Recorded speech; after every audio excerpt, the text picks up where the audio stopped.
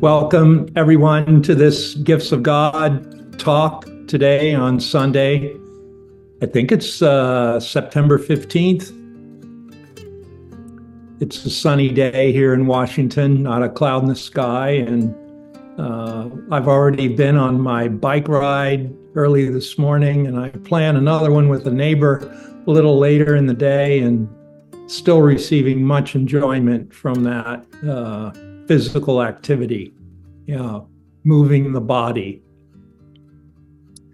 So I wanted to talk today about this section that we looked at yesterday in the text, chapter 25, section 4, and the name of it is called The Light You Bring. The Light You Bring. And it's a very short section. I don't even think it's 2 pages long. It's like a page and maybe a paragraph. And for the text, that's pretty short, because sometimes, one section in a chapter can go on for 3-4 pages, and and you're just really almost overwhelmed by the complexity and density of the language and how it's trying to make clear a point from many different angles. So these short sections are kind of welcomed as kind of a relief to our mind. And this particular one was very succinct.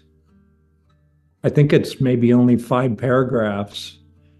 But what I noticed, the last paragraph, where it's talking about heaven and our necessity to be in heaven, it's one of the most beautiful poetic paragraphs in the whole Course in Miracles.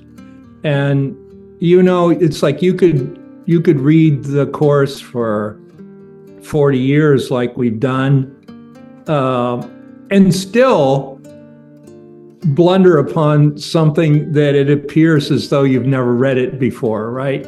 Even though you've probably read it 3 or 4 times, it didn't have the impact. But all of a sudden, being where you are with the study, with the awakening process that occurs over time, you can have the ears to hear something that you didn't hear before. And I think this is what happened to me when I read this section, The Light You Bring. There was something almost of a direct ascension that happened to me when I read it. And then last night, Sandra and I have been sitting in front of this Divine Mother altar, facing the other way, of course, every night for the past couple of months. And we have a little prayer process that we do. Sandra has this wonderful book written by this gentleman who was a devotee of Amma, and it has a lot of question and answers in the book, and it has a lot of her statements that are kind of beyond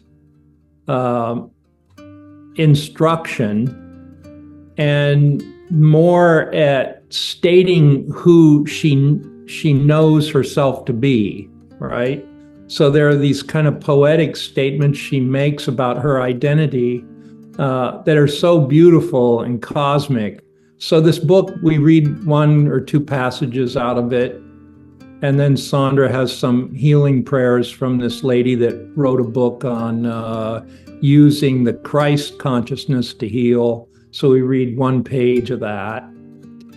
And then we sit quiet for 15 minutes. We just set the timer and just turn everything off and just sit there for 15 minutes and see what we hear. Well, so last night, we were sitting there for the 15 minutes. And this section, usually we don't do our podcast on the Course in Miracles at night. We do it in the morning.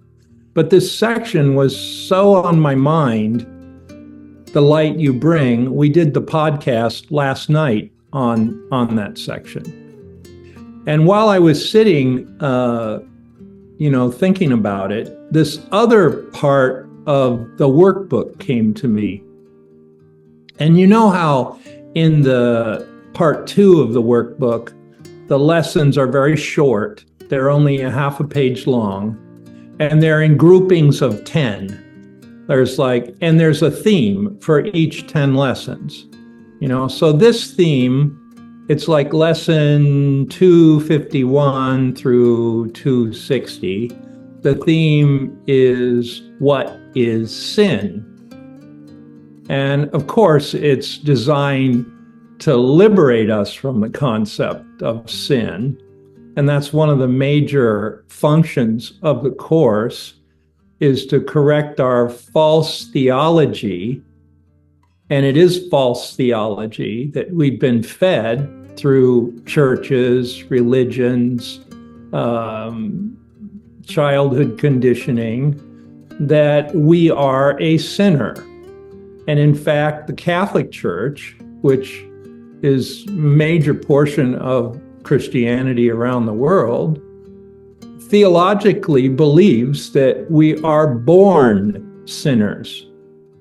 We are original sinners. In fact, we can't avoid the fact that our identity as we were coming into this life is a sinner. Now, that gravity of a mistake is so deep, and it's been promoted for so long, and not just Christianity. If you see other religions, Judaism and Islam, and there is this notion that we've made these terrible errors that we'll have to pay for through damnation in hell. And the weight of that condemnation is almost to the point where we would rather be an atheist and not even have anything to do with religion. And that might be even a more honest approach and even a more sane approach than these religions that are putting forth false theology.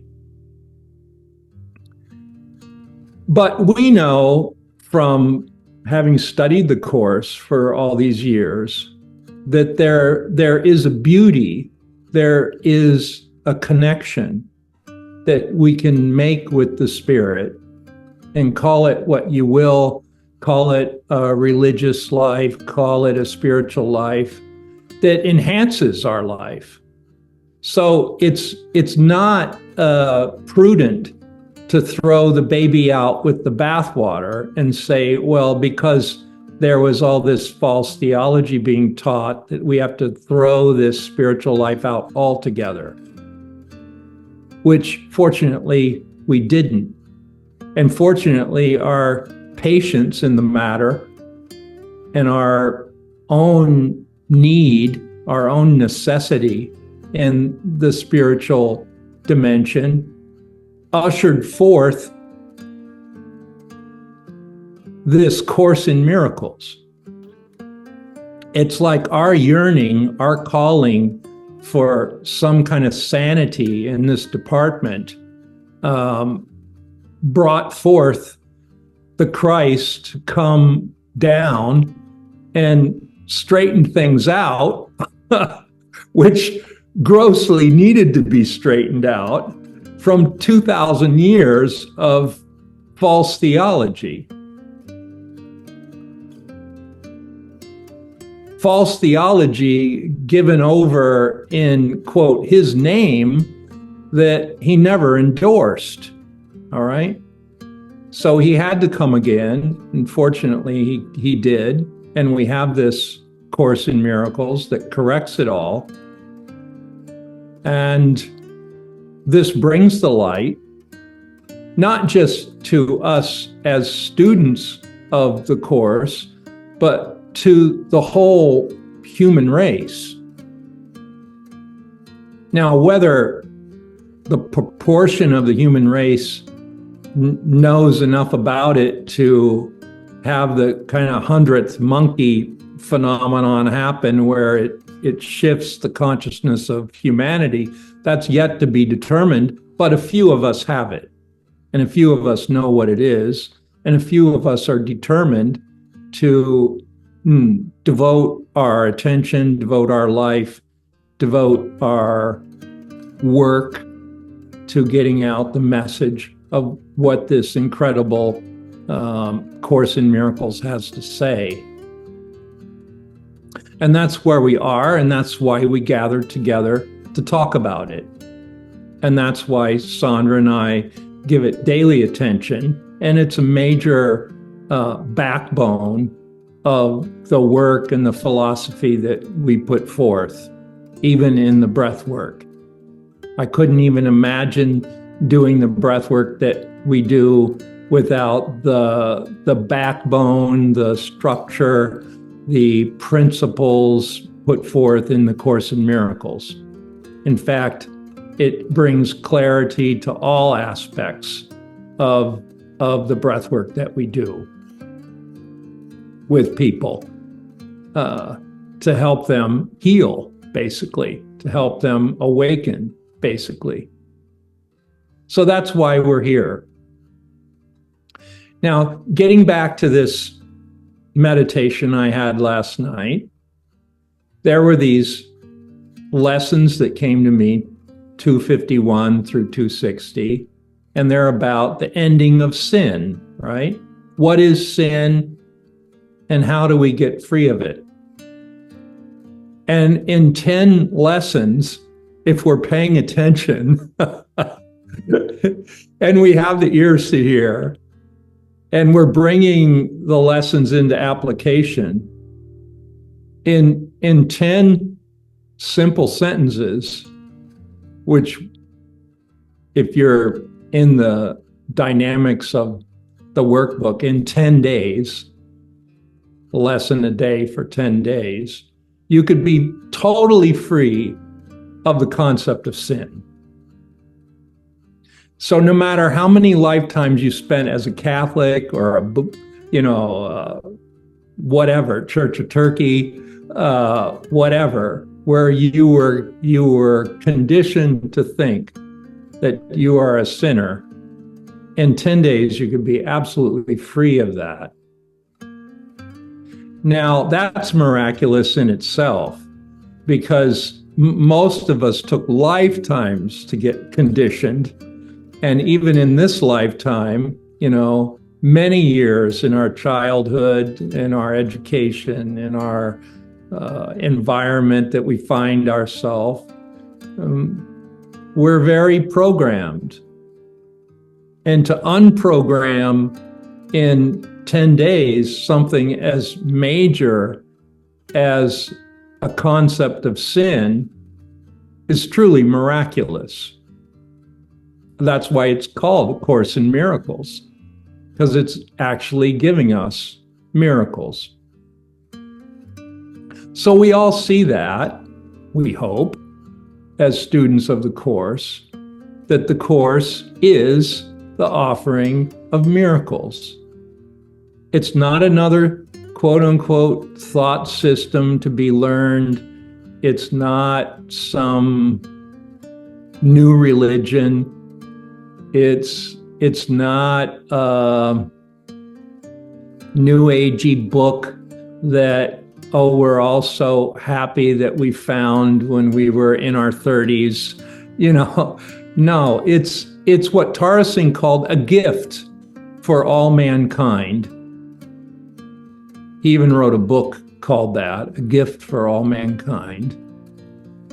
And he would probably have gone on to say, a gift for all mankind into eternity.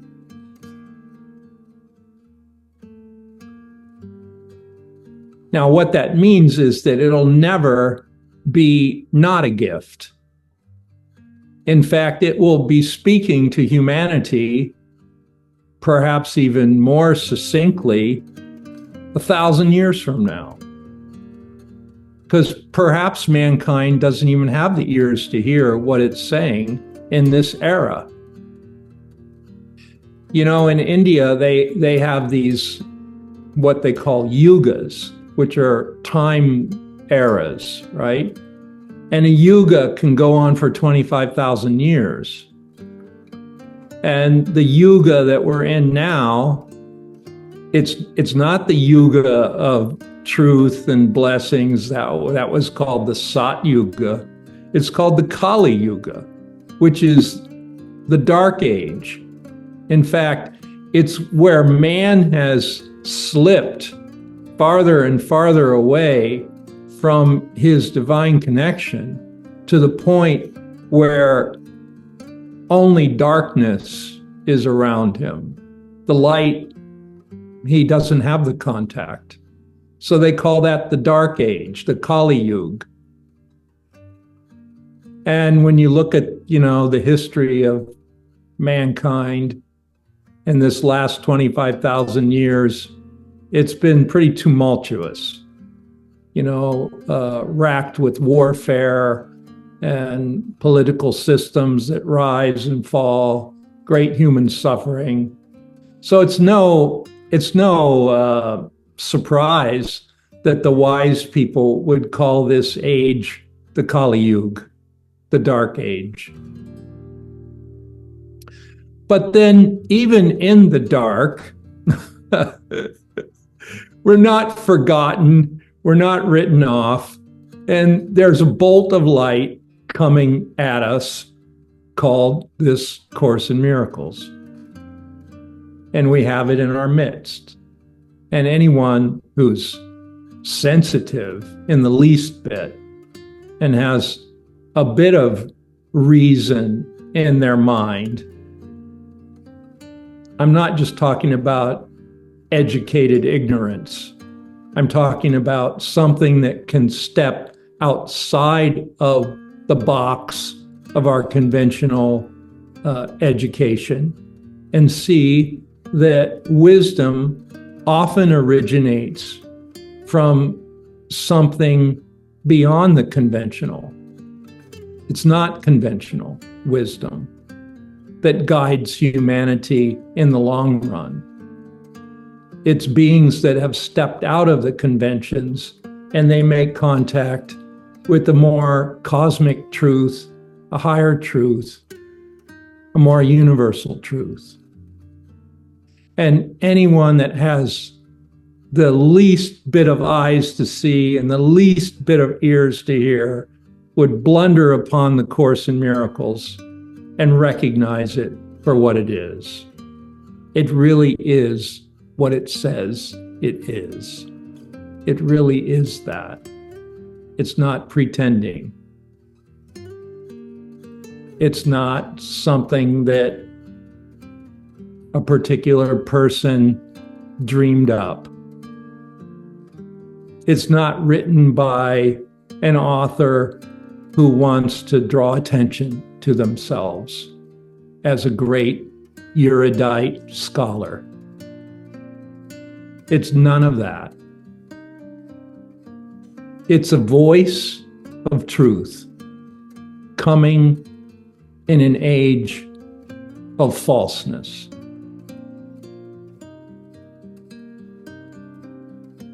A Kali Yuga so dark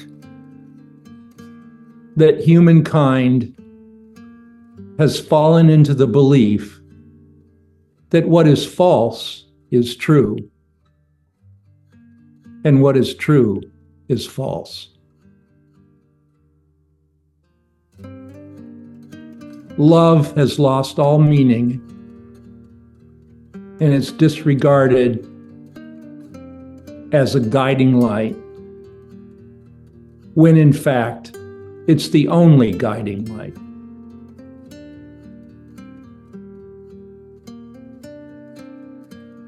We'd rather have nuclear weapons to protect us on which we waste trillions of dollars of resources,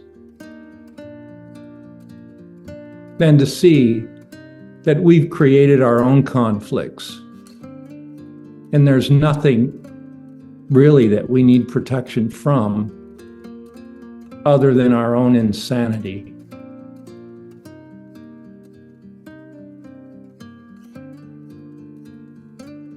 So here we have the Course in Miracles. It's the truth in our time. And it's an absolute truth. It's not a relative truth. It's what we need. It's what we've cried out for. And it's here. And what are we going to do with it?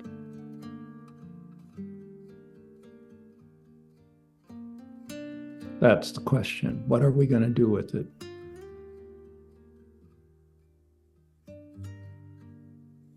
It's an opportunity we've asked for.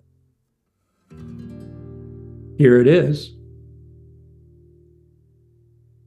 We ask God for something, some light of reason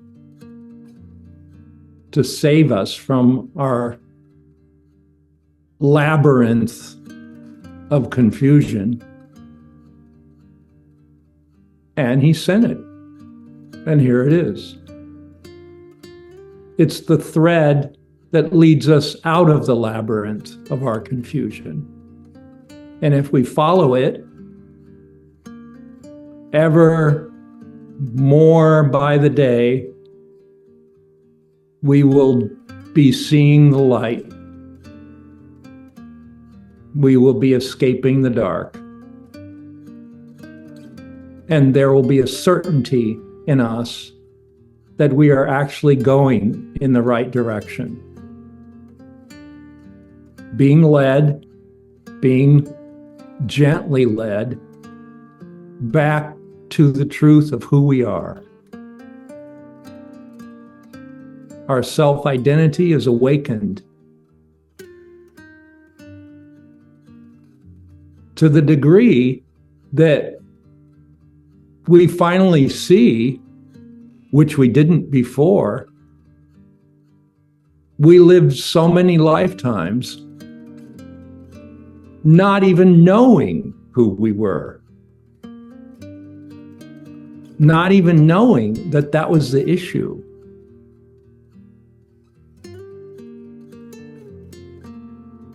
Self-identity is the issue.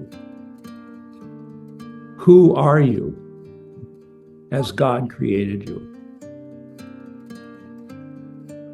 Who are you? Everything in creation knows the answer to that.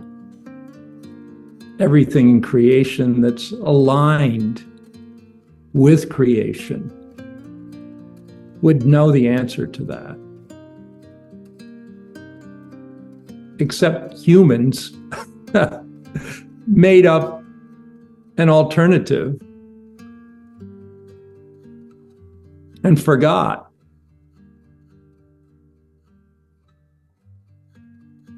Forgot who they were.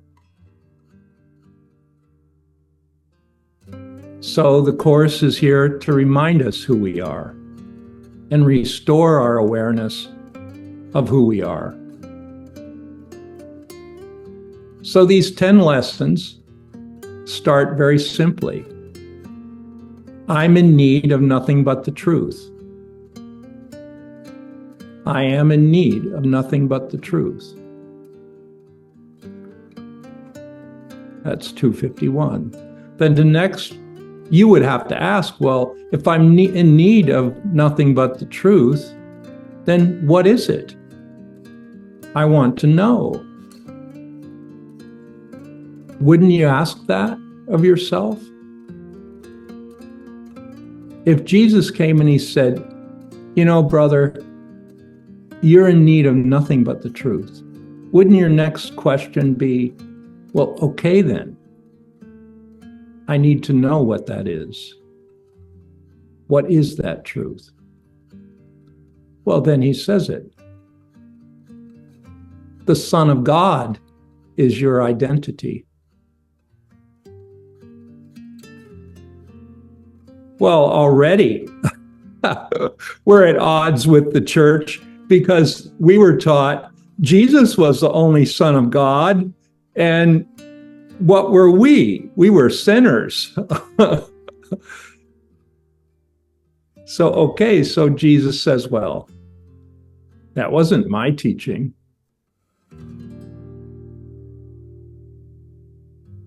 Even though the church taught it for 2,000 years, that's not what I came to teach. I came to teach the oneness of humanity, that every human being is a child of God, beloved child of God. There is no separation between you and me and God. We're all one. And you are that. I am that, and you are that. The only difference in me and you is I have certainty that I am that. And I don't have anything else that I think I am. But you have uncertainty, and you have another self you made up called an ego. And you vacillate between the two, and you get very fooled, and then you do very stupid things in this ego self you've made up. And I'm here to tell you that ego self you made up doesn't even exist. It's an illusion. It's not the truth. The truth is, you are a holy Son of God. And furthermore, this self, capital self, right, who is this Son of God, is the ruler of the universe. The ruler of the universe. Now, in all of your 20 years of education and 20 years in the workforce, in your profession, did anyone ever come up to you and say, you know, who you really are is the ruler of the universe? With absolute seriousness. This is not like lofty make-up thinking. No, it's like a fact. We're talking about the truth here. I'm in need of nothing but the truth. The Son of God is my identity. Myself is ruler of the universe. These are progressions of logic. Holy logic, sacred logic. You won't find anything more sacred in any scripture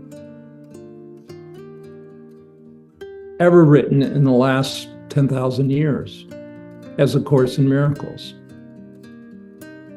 Well, then what does it say next? Let every voice but God's be still in me. Why would it say that? Let every voice but God's be still in me.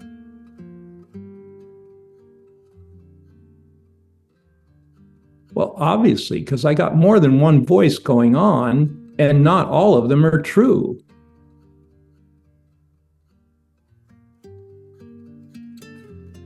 You know, we talk a lot in breathwork about people's most negative thoughts about themselves, and we call them personal lies. I'm not good enough, I'm wrong, I'm bad, I'm not wanted, I'm inadequate. All these kind of negative thought structures. Well, that's a voice. It's a voice of falseness. It's a voice of suffering, a voice of denial of our self-identity. And now this lesson says, let those voices be still. Let every voice but God's be still in me. Meaning, don't listen to them. They're not true. All right, so if you get to that point where you're not listening to them, what's the result? Well, the next lesson tells you. This day I choose to spend in perfect peace.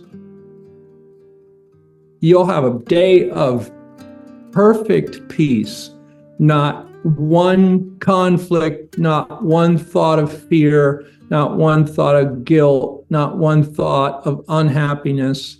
It'll be perfect peace and joy throughout your day, and nothing else but peace and joy.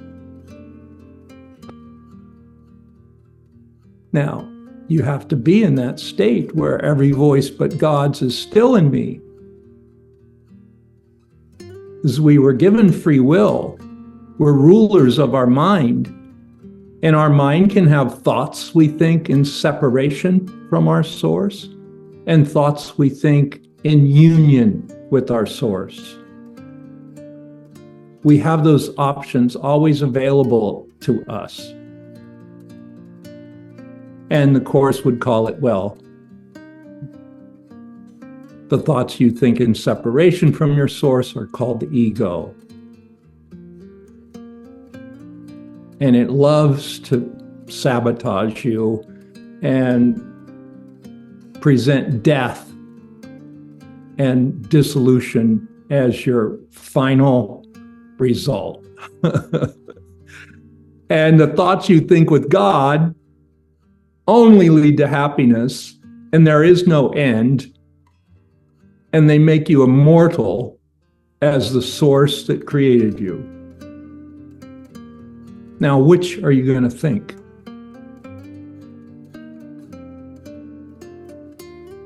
Doesn't seem like a hard decision, does it? Oh, well, I'd like to think these good thoughts that put me in the light, give me immortal life. But you would be surprised how much unwillingness we have in ourselves to do that, and how much the ego rules us.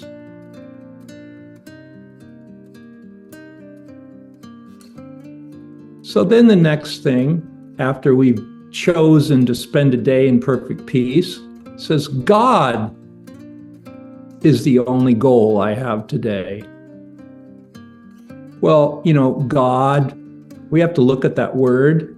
It's very loaded. It's got a lot of negative connotations in our past. It could be even what triggers our unwillingness. When we hear that God word, we run the other way.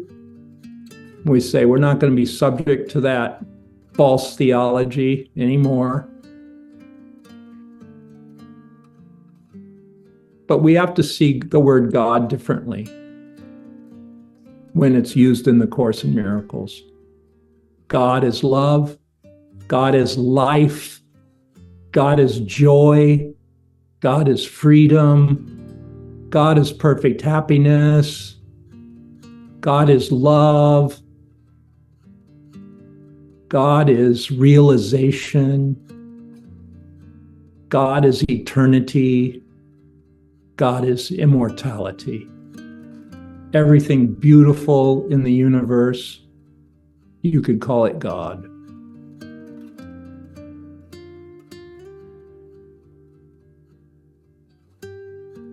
And every trial that we go through that is even some form of ugliness that's teaching us a lesson somehow, to let go.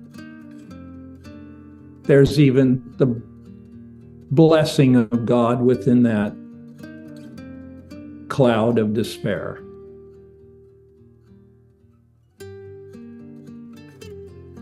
There is nothing but God.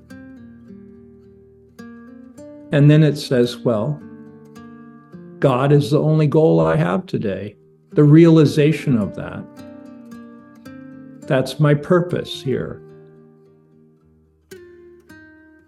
To be in need of nothing but the truth, to know that the Son of God is my identity, myself is ruler of the universe. Every voice I have inside of me, except the one of God, is still. I choose to spend this day in perfect peace. God's the only goal I have. And then I remember what my purpose is here. Let me remember what my purpose is. Let me remember that God is my goal. Let me remember there is no sin. Let me remember God created me.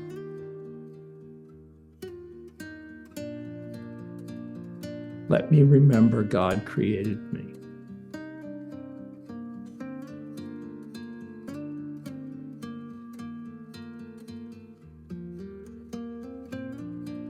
God's will would then be in the forefront of my mind. If I'm remembering who created me, then I'm remembering what that will is that created me, because it's my own will too.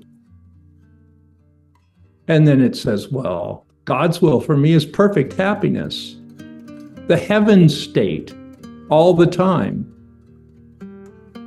Not hell sometimes and little moments where I escape and I see the light on the top of the mountain and I'm in heaven for a second. No. You've been totally engulfed in the effulgence of God's love that puts you in heaven now and forever, and you never go back.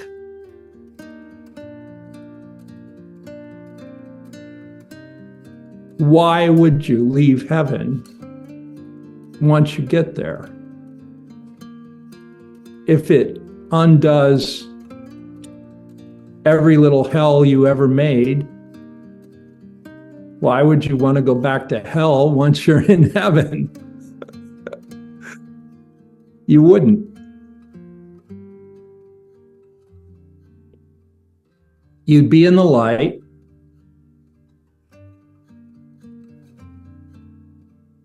And then you'd see, well, I'm still here in this world. What's my purpose here? Let me remember that my goal is God. Let me remember what my purpose is. Let me remember there is no sin. I am the light of the world. Forgiveness is my function as the light of the world.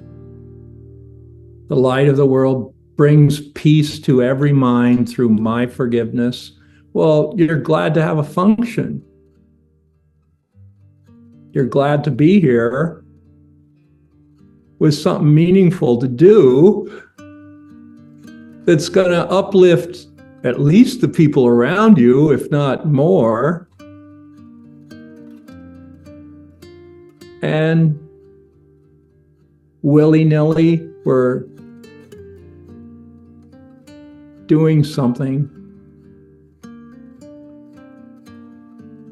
to end the dark ages, to end the Kali Yuga, and get into the truth. God's peace and joy are mine. I wanted to just read, and I think I have time, this short little section from the text that I started talking about. The light you bring, the light you bring. it's so profound, especially the last paragraph. It says, minds that are joined and recognize they are can feel no guilt. That would be sin. They don't feel sin.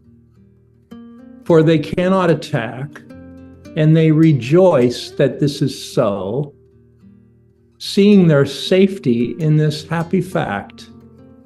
Their joy is in the innocence they see, and thus they seek for it, because it is their purpose to behold it and rejoice. So minds that are joined, I would say that's our aspiration here in this Gifts of God group, is to join our minds together with each other and feel no guilt and see each other's innocence. And in that seeing of each other's innocence, we have great joy. We have great cause to rejoice. We have great purpose to be our true self together, share in that true self. And it goes on, it says, perception's basic law could thus be said, you will rejoice at what you see because you see it to rejoice.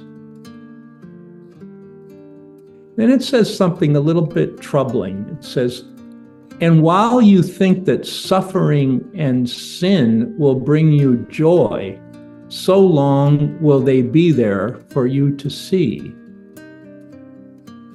I had to ask myself, well, why would we think suffering and sin would bring us joy? And why did Jesus say that? What would he have been getting at? And then it came to me, like a lot of these fanatics that are in organized religion, they're so willing to point the finger, right? And make others wrong, make them into sinners. And isn't that what happened in the Middle Ages when they burned all the witches, so to speak? All the thousands of people that didn't necessarily comply with the church teachings were seen as heretics. And the people in the church inflicted great suffering for what they felt was the righteous thing to do, right? So they were seeking joy in this righteous thing to do by inflicting incredible suffering on others. So through this suffering, they thought there was this great escape or great liberation of truth by burning witches, by sending people back to the devil, so to speak. It was just absolute insanity, all under the auspices of something holy. So that's why he had to say that. While you think that suffering and sin will bring you joy, so long will they be there for you to see. So that was the means that quote unquote holy people used in the Great Inquisition to what they were thinking was purging the church of the devil, or of lies, of heresy, when actually they were the heretics disconnected from peace and joy. So we've all been an inquisitor at some point. We've all stepped outside and been on our righteous horse to condemn someone else. But those days are gone in us, thankfully. Now it goes on, it says, you, maker of a world that is not so, not in this peace and joy. The Son of God creates to bring him joy, sharing his Father's purpose in his own creation, that this joy might be increased, and God's along with his. Now it says, you, in a maker of a world that's not so, take rest and comfort in another world where peace abides. Now, this is your real world now. It's going to introduce us to that. This world you bring with you to all the weary eyes and tired hearts that look on sin and beat its sad refrain. From you come their rest. From you can rise a world they will rejoice to look upon, and where their hearts are glad. In you there is a vision that extends to all of them and covers them in gentleness and light. And in this widening world of light, the darkness that they thought was there is pushed away until it is but distant shadows, far away, not long to be remembered, as the sun shines them to nothingness.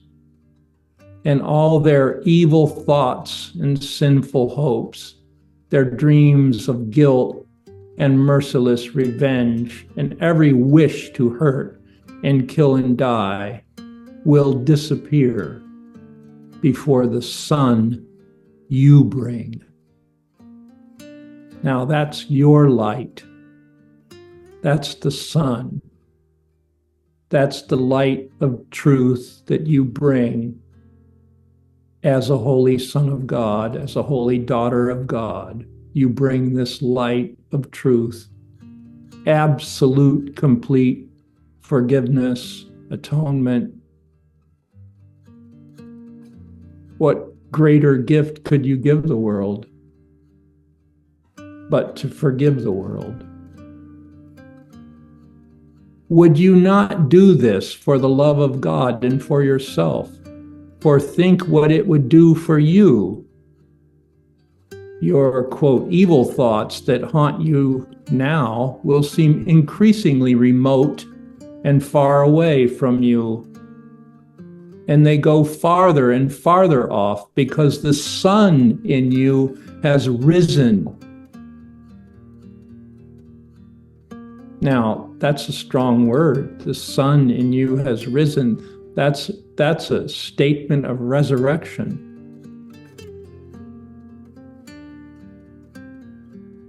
And these shadows, they linger for a little while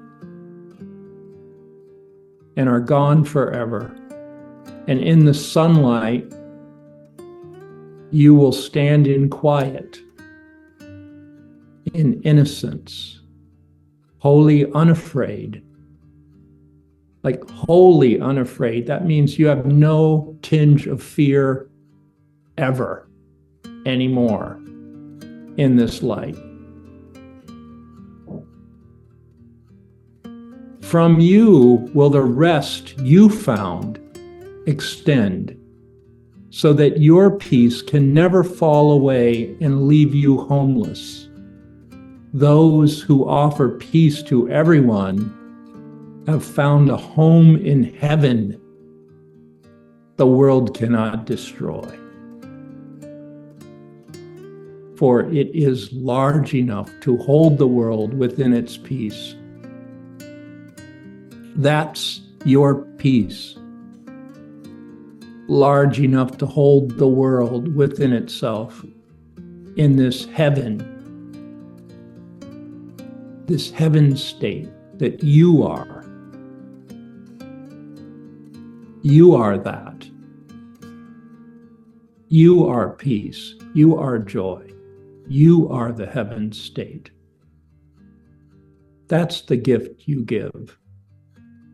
You know, we call this the gifts of God. Well, what did you ever think? What is it, the gift of God? Well, that's it. You are that. You are the gift of God in this state of heaven, giving peace to everyone. Now, and here's this paragraph that was so striking. We should probably scribe this in beautiful calligraphy. In you is all of heaven.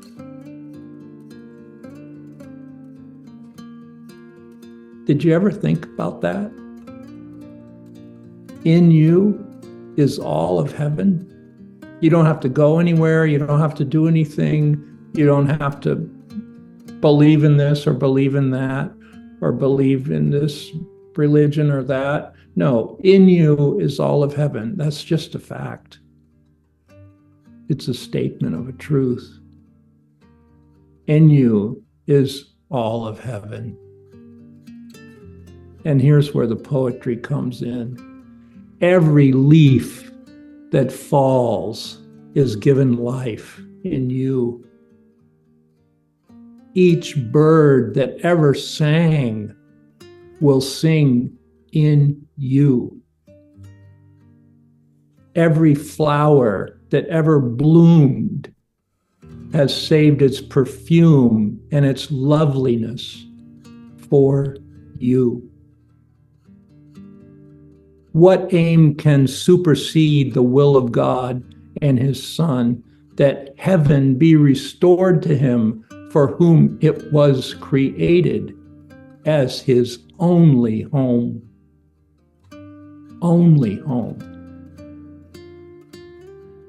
Well, this heaven is in you, and that's your only home. That would mean no conflict, no problem, no doubt, no whim has any truth whatsoever. The stillness of the peace of God is yours, and that's your heaven, and that's your only reality.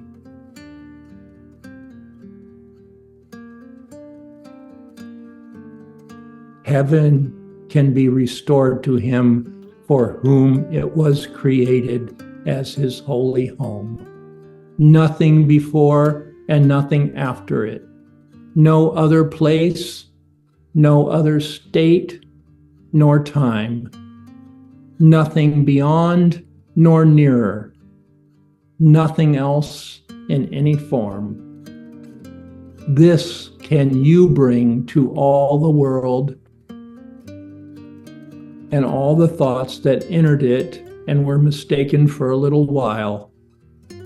How better could your own mistakes be brought to truth than by your willingness to bring the light of heaven with you as you walk beyond the world of darkness into light. We're going to end the Kali Yuga today.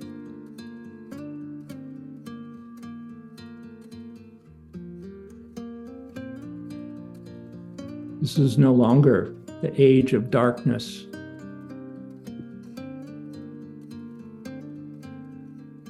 This is our age of light.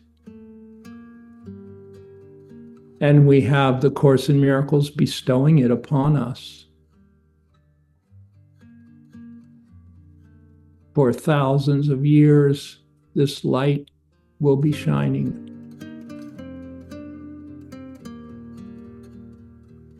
But we only need 1 second of it truly received to transform ourselves. And it's here. And it can. will be done. So thank you and God bless you. Thanks for joining us today. And this is the age where you are the light that you bring. Thank you.